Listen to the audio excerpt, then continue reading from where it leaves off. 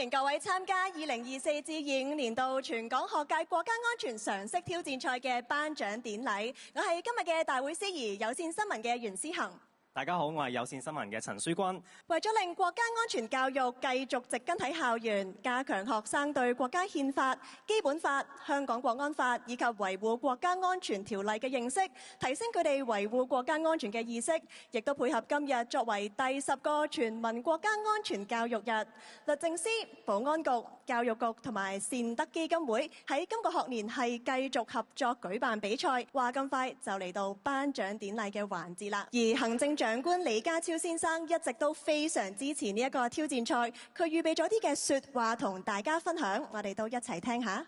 大家好，今日係國家嘅第10個全民國家安全教育日，我好高興喺呢一個別具意義嘅日子，以視頻方式參與全港學界國家安全常識挑戰賽2024-25年嘅頒獎典禮。我首先祝賀所有得獎同學，恭賀你哋喺芸芸參賽者中勝出。你哋幾個月嚟努力備戰同埋投入作賽，係對國家安全教育嘅有力支持。全港學界國家安全常識挑戰賽由律政司、保安局、教育局同香港善德基金會共同舉辦。今屆比賽共有嚟自610所學校，超過126000名嘅中小學生參加，人數較去年增加超過2成。活動更加係首次為非華語中學生增設英文組別。大家透過今次活動，加深對國家安全相關法律同埋總體國家安全觀認識，更加體會到維護國家安全嘅重要性，令我深感鼓舞。國家安全係國家生存同埋發展嘅基本要素，係安邦定國嘅重要基石。習近平主席提出嘅總體國家安全觀，為維護國家安全、防範化解風險、保持社會穩定，提供咗根本遵循同埋行動指南。維護國家安全係香港特別行政區嘅憲制責任，亦都係每一位香港市民嘅共同義務。我哋必須堅定不移貫徹總體國家安全觀，確保國家安全同埋社會穩定。今年6月30日，我哋將迎嚟香港國安法頒布實施5週年。香港國安法同喺去年3月23日刊憲生效嘅維護國家安全條例，為香港形成一套全面高效嘅維護國家安全法律制度，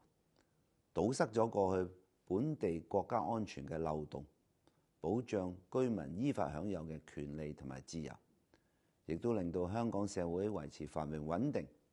讓我哋可以聚焦拼經濟、謀發展。特區政府以多元嘅方式推動國家安全教育，例如我哋特意安排晉級今次決賽學校，佢哋嘅同學喺去年底訪問北京同埋上海，同唔同嘅領域嘅重點博物館同埋展覽廳參觀學習，亦都喺天安門觀禮台觀看莊嚴嘅升旗儀式，親身了解國家安全對國家發展嘅重要性。未來幾個月，特區政府將會舉辦一系列有關香港國安法頒布實施5週年嘅活動，提升市民對國家安全嘅重視，讓市民更深切體會到維護國家安全嘅法律制度作為定海神針嘅關鍵作用。各位同學，我鼓勵你哋將今次參賽所學到有關國家安全嘅知識融入到日常生活裏邊，並且同你哋身邊嘅家人同埋朋友分享，讓我哋齊心協力，一同成為國家安全嘅守護者，推動香港喺由治及興嘅康莊大道上全速前進，共同創造更繁盛、更安全嘅美好家園。多謝大家。跟住落嚟，我哋恭請律政司司長林定國資深大律師上台致辭，有請林司長。國家主席習近平喺2014年4月15號創造性咁提出咗總體國家安全觀，冇咗國家安全同埋社會穩定嘅保障，任何美好嘅藍圖呢都會成為空中樓閣。今年6月30號會係香港國安法喺香港特區頒布實施5週年嘅重要日子。香港國安法發揮定海神針嘅作用，成效立竿見影。香港國安法實施5年以嚟，特區政府依法防範、制止同埋懲治危害國家安全嘅犯罪行為，並且喺去年3月制定咗維護國家安全條例，完善咗維護國家安全嘅本地法律，同香港國安法兼容互補，共同構築起香港特區維護國家安全嘅法律安全網。我好高興睇到今次嘅比賽咧反應熱烈，希望比賽能夠鼓勵到青少年繼續以維護國家安全為己任，融入國家嘅發展，建設美好嘅未來。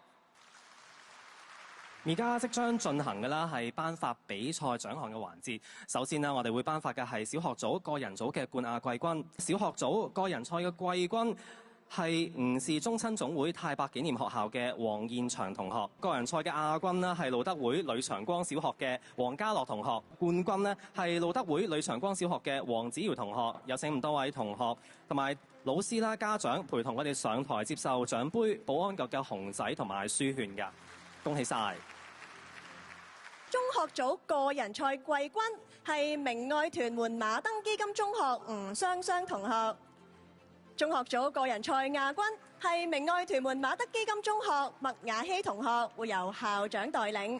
而中學組個人賽冠軍係明愛屯門馬登基金中學李麗同學。有請得獎同學以及係校長、老師陪同上台接受獎項，仲有當然係保安局熊仔同埋書券，恭喜晒！好啦，跟住落嚟啦，我哋即將頒發嘅係小學組對制總決賽嘅獎項季軍。有請沙田官立小學嘅得獎同學仔上台接受獎杯。小學組對制賽嘅亞軍，有請吳氏宗親總會太白紀念學校嘅得獎同學仔。小學組對制賽嘅冠軍，有請英華小學嘅得獎同學上台接受獎杯、保安局熊仔同埋書券。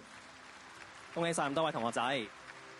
接住落嚟要頒發嘅係中學組對制賽嘅總決賽獎項季軍，有請聖母無念聖心書院嘅得獎同學仔。